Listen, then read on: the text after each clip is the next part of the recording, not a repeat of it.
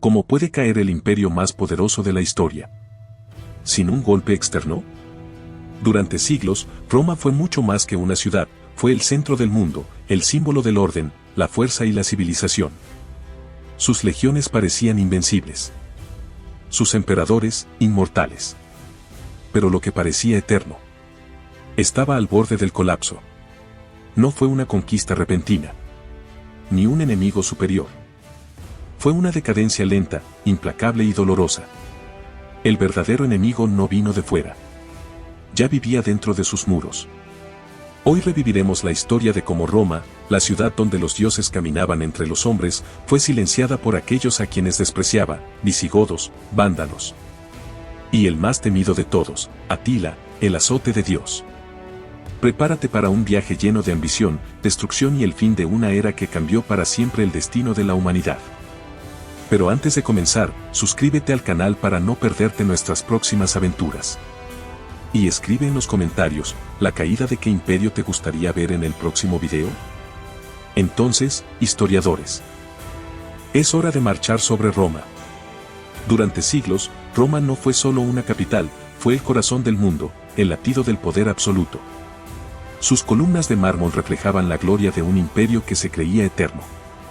En sus foros resonaban discursos que cambiaban el destino de los pueblos, y sus legiones cruzaban continentes como si el mundo entero les perteneciera por derecho divino. Roma era invencible. Roma era inmortal. Pero esta no es una historia de gloria. Es una historia de caída. Imagina que caminas por calles empedradas, rodeadas de templos dedicados a Júpiter, Marte y Venus. Imagina sentir el poder de una civilización que lo controlaba todo, desde las islas frías de Britania hasta las ardientes arenas de Egipto. En el Coliseo rugía la multitud mientras los gladiadores derramaban sangre por honor, y el Senado debatía con la arrogancia de quienes creían ser invulnerables.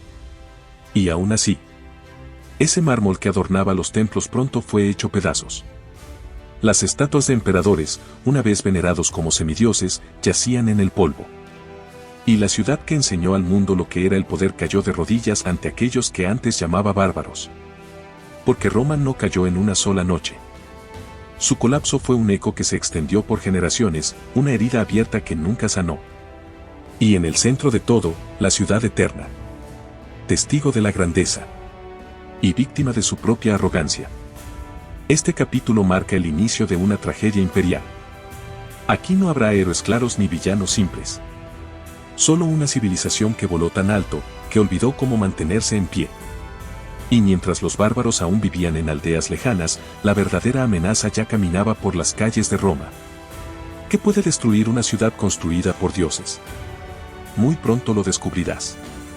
Aunque las fronteras del Imperio Romano aún se sostenían, con dificultad, el verdadero colapso ya había comenzado en su interior.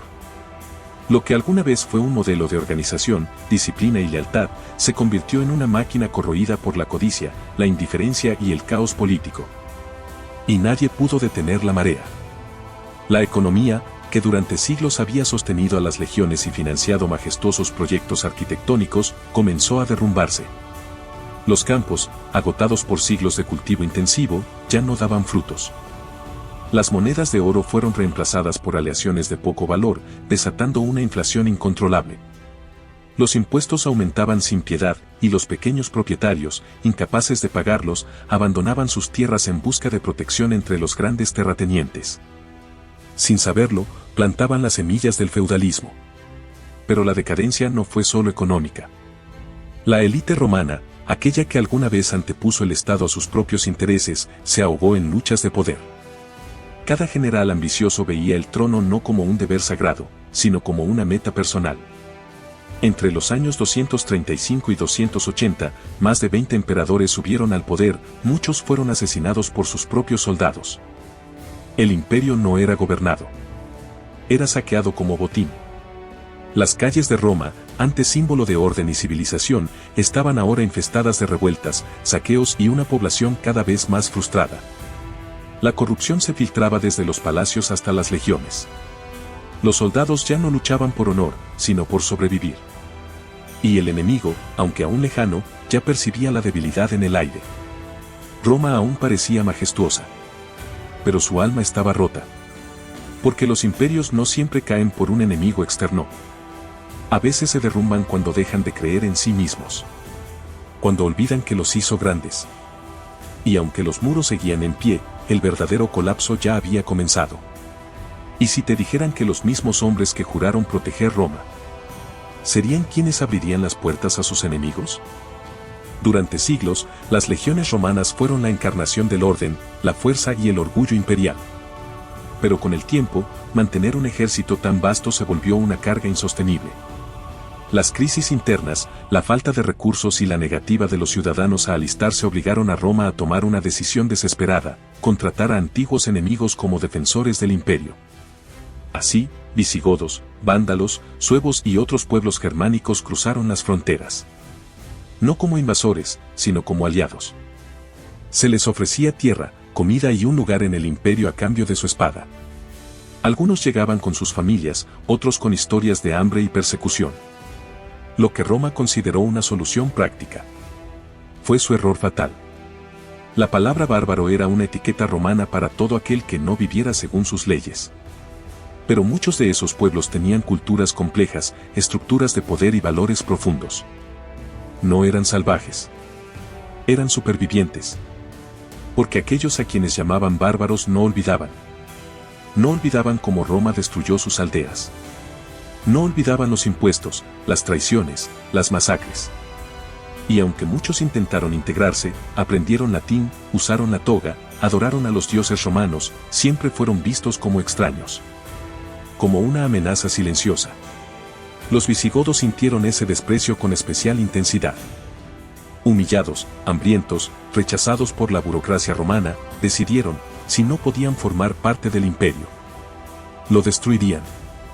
Su líder, Alarico, no era un salvaje, era un estratega. Y sabía que Roma, aunque erguida sobre 7 colinas, estaba más vulnerable que nunca. Las fronteras ya no significaban nada. Porque el enemigo ya estaba en los campamentos romanos, comandaba sus tropas, enseñaba sus tácticas. Y esperaba. Esperaba el momento oportuno. Y cuando llegó, no hizo falta asaltar los muros. Bastó con dejar de obedecer.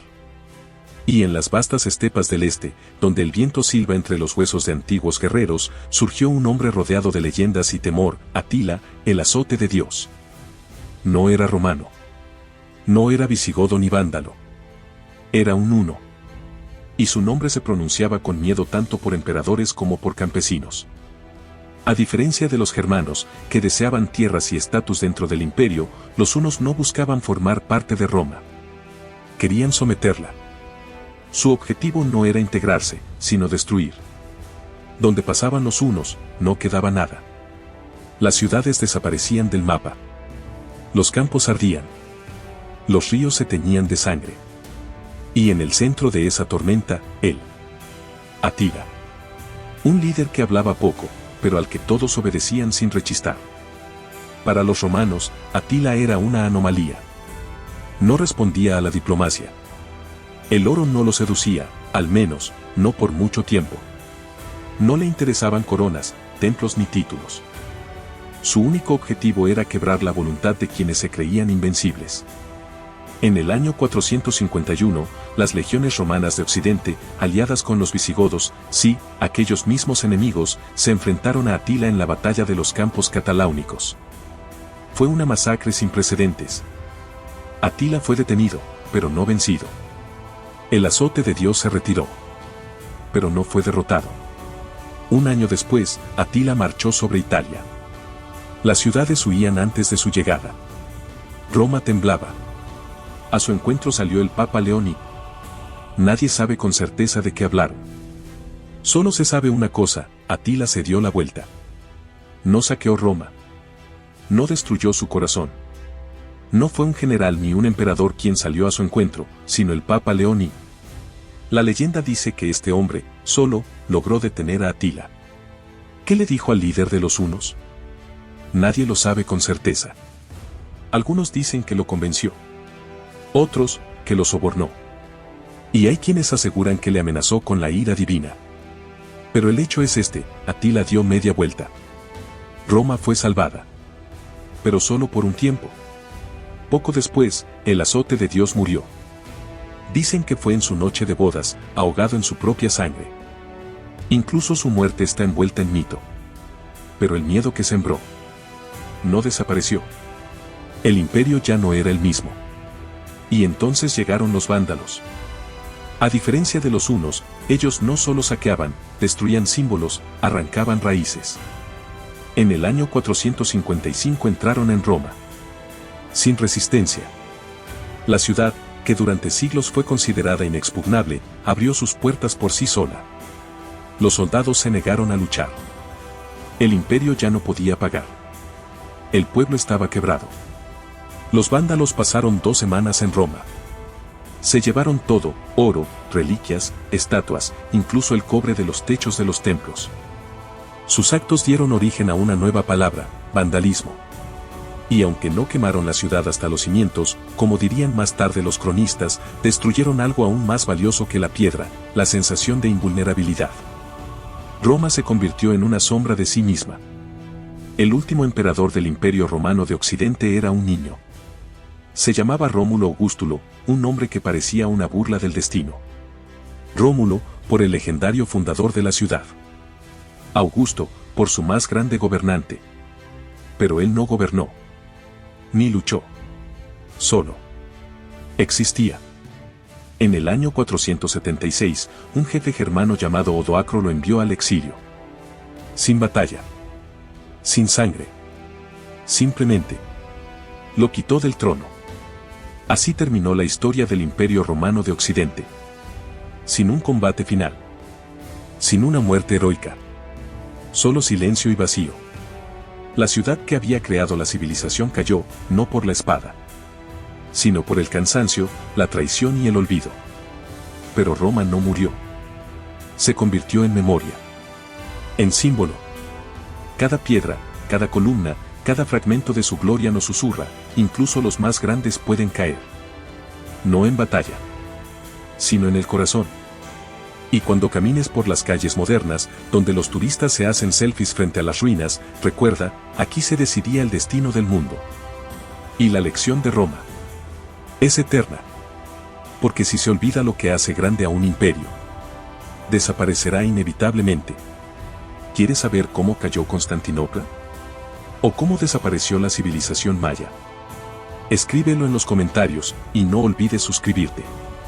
Lo más interesante apenas comienza.